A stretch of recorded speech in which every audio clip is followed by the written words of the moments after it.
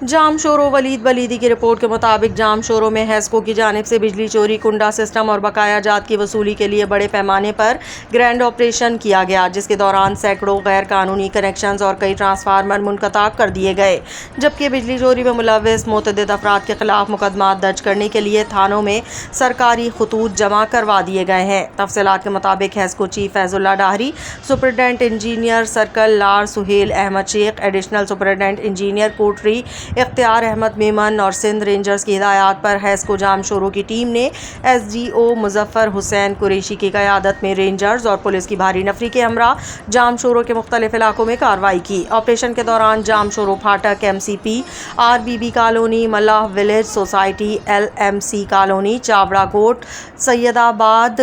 Medina Nagar, लाखों फकीर, Sandoz road, Rajar गोट, खानोट, मंझधन लाखा और दीगर इलाकों में सैकड़ों गैर कानूनी कनेक्शंस मुनक़ता कर दिए गए, जबकि कई सौ मीटर गैर कानूनी तार कब्जे में लेकर नजरे आतिश कर दी गई है।